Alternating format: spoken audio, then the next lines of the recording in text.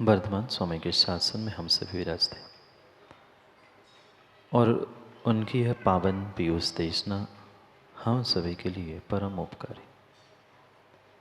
अनादिकाल से हमारी आत्मा में जो जन्म, जरा और मृत्यु रूपी रोग लगे, उन रोगों का उपशमन करने वाली कोई परम औषधि है तो वह एकमात्र यह जनवाणी। भव्यात्माओं,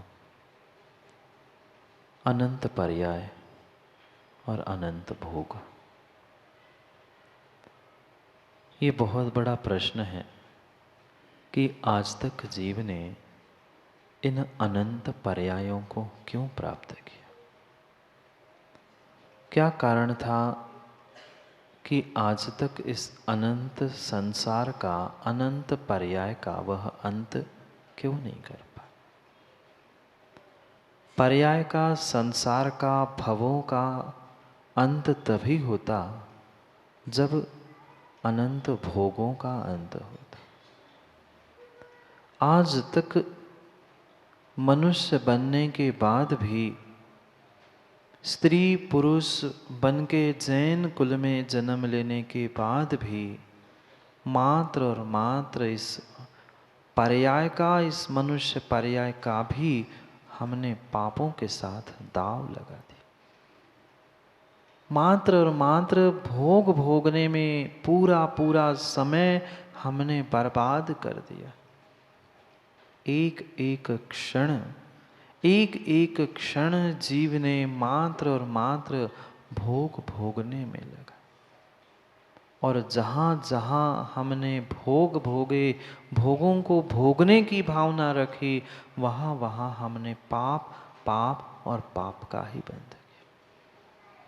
पाप के अलावा और भोगों के अलावा शायद जीव ने आज तक कभी दूसरा काम किया है।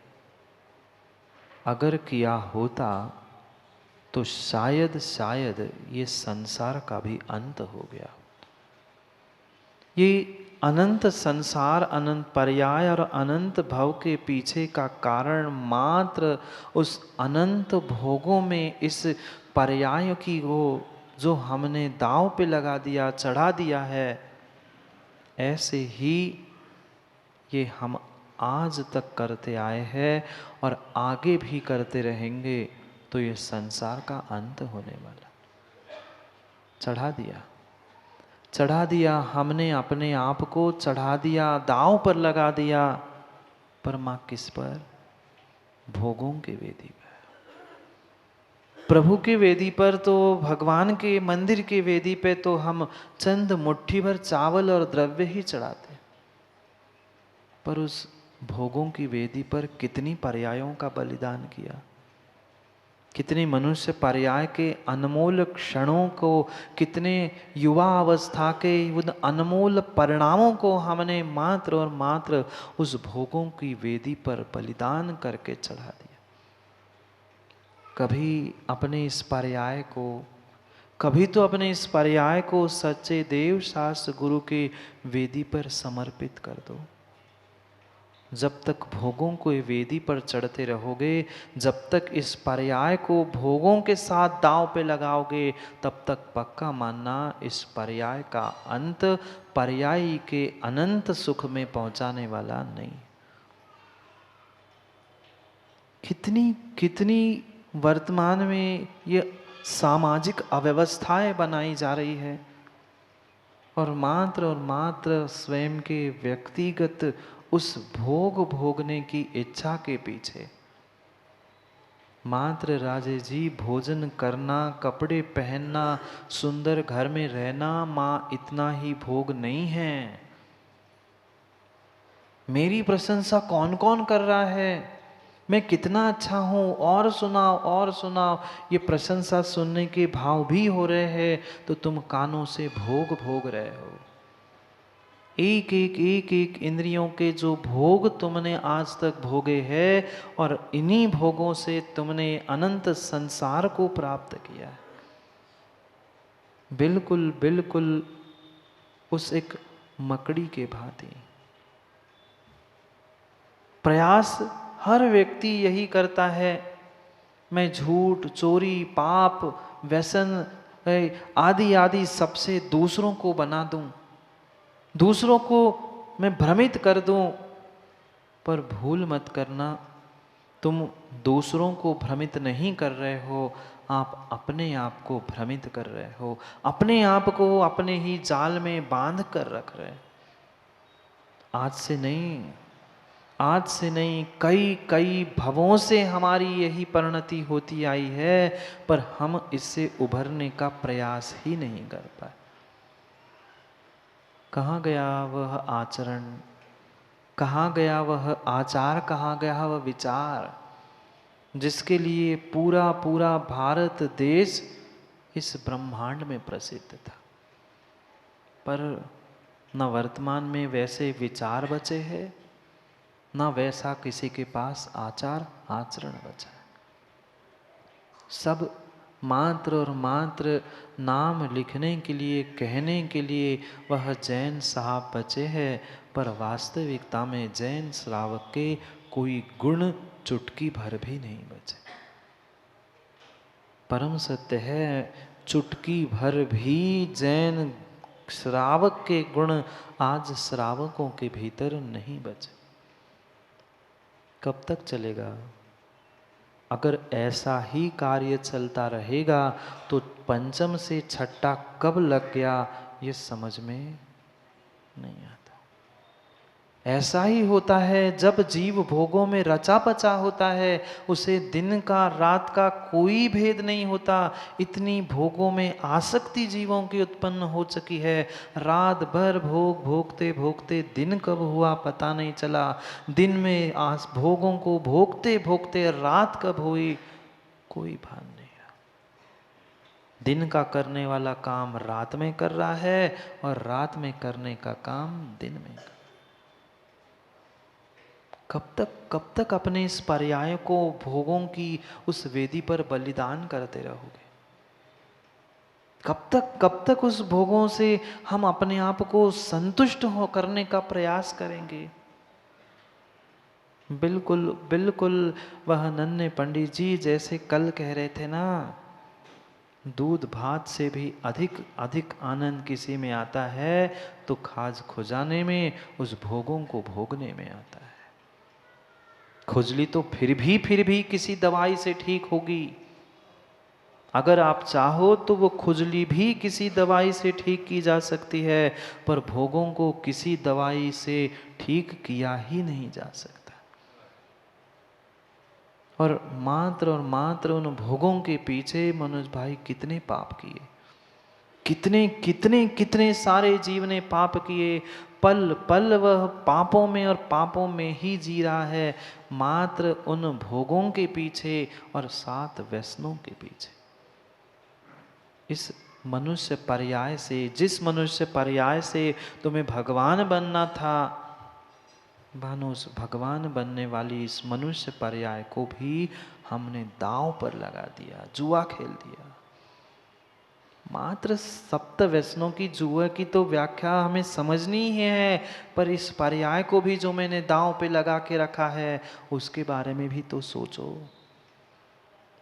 ये निर्णय करना जितने नरक है उतने ही व्यसन है, और जितने व्यसन है उतने ही नरक है। ये एक एक नरक, एक एक व्यसन और एक एक व्यसन एक एक नरक का द्योतक है, प्रतीक है। 7 नरक और 7 व्यसन। जो जीव व्यसनों में जी रहा है वह बिल्कुल बिल्कुल उस मकड़ी के जाल के भांति अपने आप को बांधकर मारने की तैयारी। भले ही वह मकड़ी जाल बुनकर दूसरों को फंसाना चाहती है, दूसरों को पकड़ना चाहती है, पर दूसरों को पकड़े नहीं पकड़े वह यही देखा जाता है, उसी जाल में उसी मकड़ी की मृत्यु होती है। आज जो भीतर भीतर पाप करते हुए बाहर धर्मात्मा पना दिखाने का जो परिणाम और परिणति चल रही है, वो ही जीवों को सबसे बड़ी घातक परिणति है। पाप कर रहे हैं तो पापी को पाप करना ये तो हर दुनिया जानती है, पर धर्मात्मा जो ढोंग कर रहा है धर्म करने का पाप करते करते, वह सबसे बड़ी वर्तमान की विसंगति है। और जब तक इससे उभरेंगे नहीं तब तक न समाज की, न घर की, न व्यक्तिगत किसी जीव की उन्नति होने वाली नहीं है। सब मर्यादाएं समाप्त हो चुकी है, सब मर्यादाएं, सब संवेदनाएं समाप्त हो चुकी है।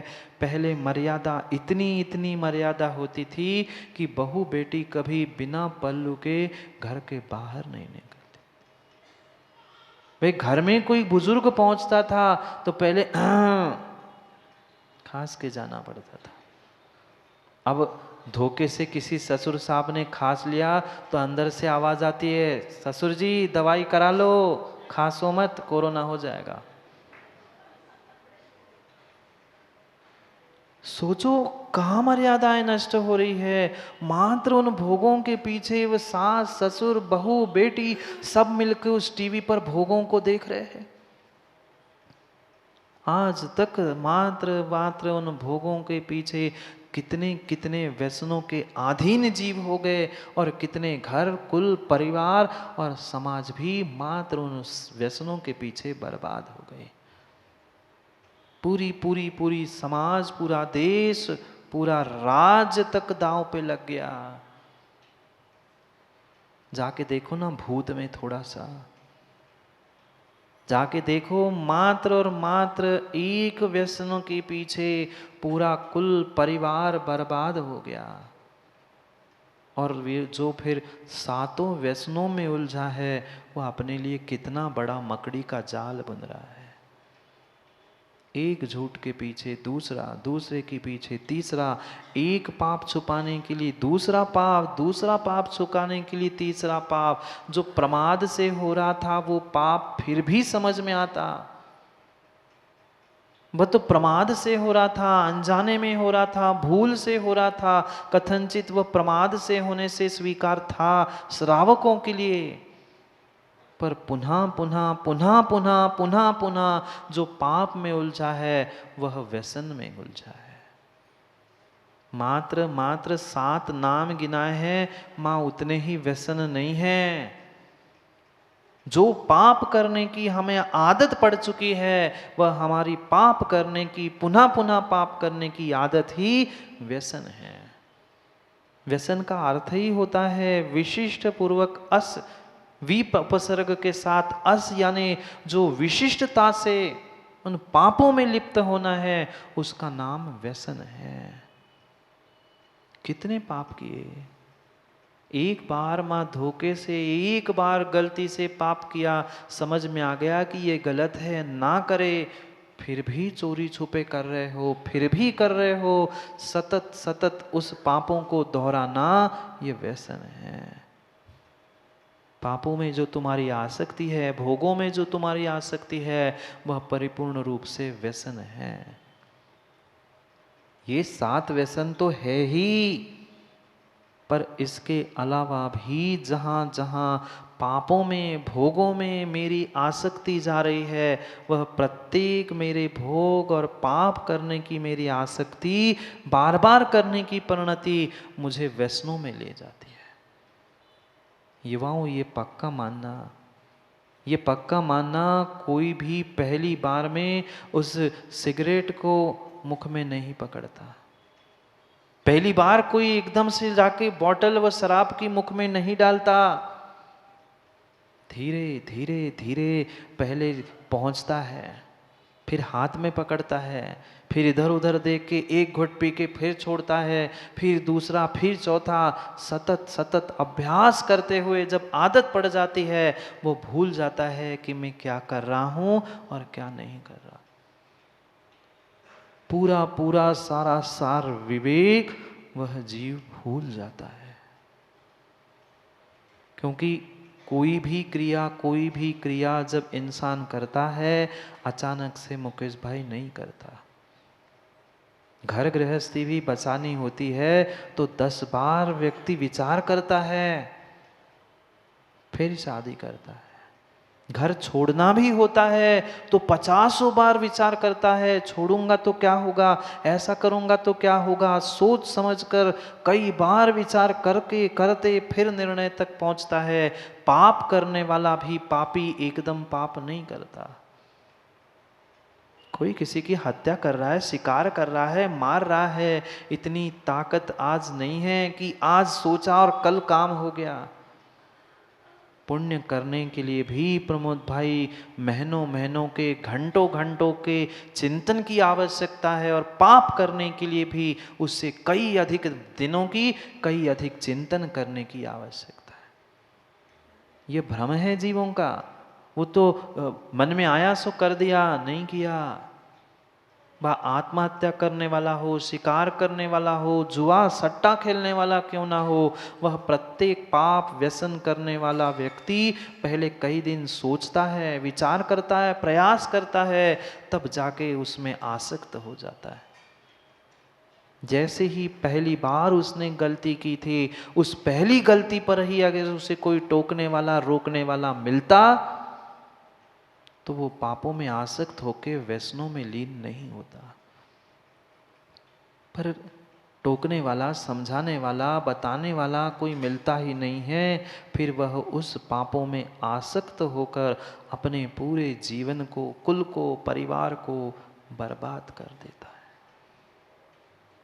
धन गया, जितना जितना धन रखा था, कोष रखा था, वो चला गया। घोड़शाला, महल, सब कुछ रख दिया, लगा दिया दांव पर। अंतिम समय जब कुछ नहीं बचा, तो नारी को भी, पत्नी को भी दांव पर लगा दिया। क्या देखा नहीं? क्या उस महाभारत को नहीं देखा? किसके पीछे हुआ? इतना धर्मात्मा, इतना धर्मात्मा, इतना धर्मात्मा वो युधिष्ठिर, पर बुद्धि कहाँ गई थी? हर बार वो सट्टा खेलने वाला, जुआ खेलने वाला, विद्युत खेलने वाला यही सोचता है, ठीक है अब हार गया ना, कल जीतूंगा।